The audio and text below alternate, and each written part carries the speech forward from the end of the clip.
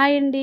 వర్షాకాలంలో దొరికే తాటికాయలతో మన పాతకాలం నుంచి వస్తున్న సాంప్రదాయమైన తాటి రొట్టె ఎలా చేయాలో పక్కా కొలతలతో అట్టు అస్సలు విరిగిపోకుండా చిన్న చిన్న టిప్స్తో ఎలా చేయాలో చూపిస్తాను. వీడియో అయితే చివరి వరకు చూసేయండి.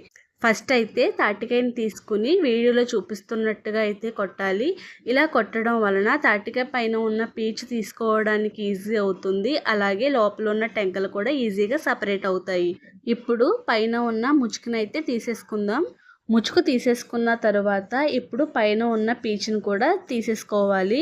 నెక్స్ట్ వచ్చి ఈ కాయలో మనకి 3 టెంకలు అయితే ఉంటాయండి. ఇప్పుడు ఆ 3 టెంకల్ని కూడా సపరేట్ చేసేసుకుని బాగా నున్నగా అయితే చేసేసుకోవాలి. టెంక భాగాల్ని సపరేట్ చేసుకున్న తర్వాత ఇప్పుడు ఒక భాగాన్ని అయితే తీసుకుని ఉల్లిపాయ కోరే దాంతోనైనా లేదంటే పప్పు జల్లించుకునే జల్లెడు ఉంటుంది కదా, దాంతోనైనా సరే ఇలాగ వీడియోలో చూపిస్తున్నట్టయితే తాటికాయ గుజ్జుని తీసుకోవాలి. గుజ్జు తీసుకునేటప్పుడు ఎక్కడ వాటర్ యూస్ చేయకుండా చాలా చిక్కగా తీసుకోవాలి. గుజ్జు తీసుకున్న తర్వాత దానిలో ఉన్న పీచు సపరేట్ చేయడానికి నేను ఇలాగ జ్యూస్ ట్రైనర్లో వేసుకుని వీడియోలో చూపిస్తున్నట్టయితే గుజ్జుని అలాగే పీచుని కూడా సపరేట్ చేసేసుకున్నాను.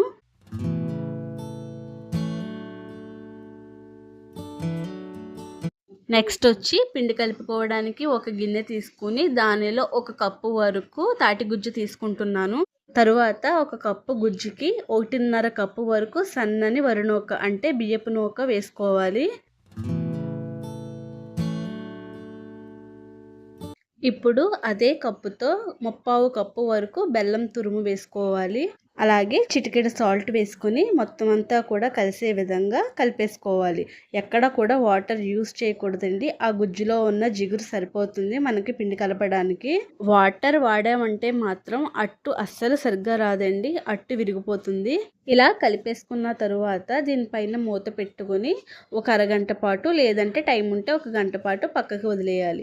ఇలా పక్కన పెట్టుకోవడం వలన బెల్లం కరుగుతుంది, అలాగే నూక కూడా చాలా చక్కగా నానుతుంది. చూడండి, అరగంట తర్వాత బెల్లం కరిగిపోయింది, అలాగే నూక కూడా చాలా బాగా నానిపోయింది. ఇప్పుడు ఇందులోనే ఒక 1/2 కప్పు వరకు పచ్చి కొబ్బరి తురుము వేసుకుంటున్నాను. పచ్చి కొబ్బరి తురుము వేసుకోవడం వల్ల అట్టు టేస్ట్ చాలా బాగుంటుంది. ఇలా వేసుకున్న తరువాత మొత్తం అంతా కూడా ఒకసారి బాగా కలిపేసుకోవాలి. బ్యాటర్ మొత్తం కూడా పర్ఫెక్ట్గా రెడీ అయిపోయింది.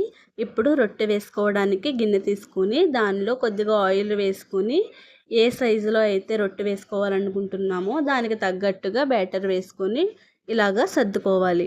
ఇలా రెడీ చేసేసుకున్న తర్వాత స్టవ్ వెలిగించుకుని గిన్నె అయితే స్టవ్ పైన పెట్టుకుని మూత పెట్టుకోవాలి.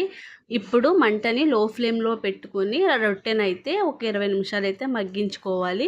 మీరు వేసుకున్న రొట్టె సైజుని బట్టి టైం ఆధారపడి ఉంటుంది. అందుకని మధ్య మధ్యలో చెక్ చేసుకుంటూ ఉండాలి. రొట్టె అంచులు బాగా ఎర్రగా వచ్చినప్పుడు స్టవ్ అయితే ఆఫ్ చేసుకుని మూత పెట్టుకుని ఒక 10 నిమిషాలు అయితే చల్లారనివ్వాలి. ఇలా చేయడం వలన అట్టు పై భాగం గట్టిపడి అట్టు టర్న్ చేసుకోవడానికి ఈజీ అవుతుంది. ఇప్పుడు ఒక గరిటెతోటి అంచుల్ని ఇలా కదుపుకొని ప్లేట్ని బోర్లించుకొని అట్టునైతే రివర్స్లో తిప్పుకోవాలి.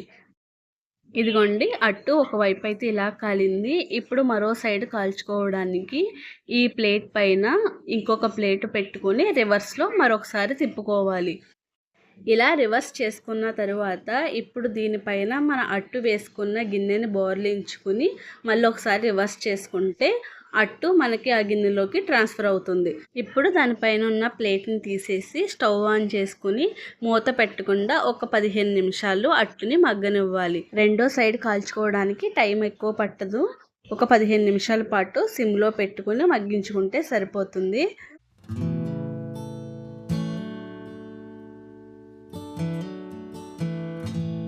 15 నిమిషాల తర్వాత స్టవ్ అయితే ఆఫ్ చేసుకొని అట్టు చల్లారిన తర్వాత ప్లేట్లోకి అయితే తీసేసుకోవాలి.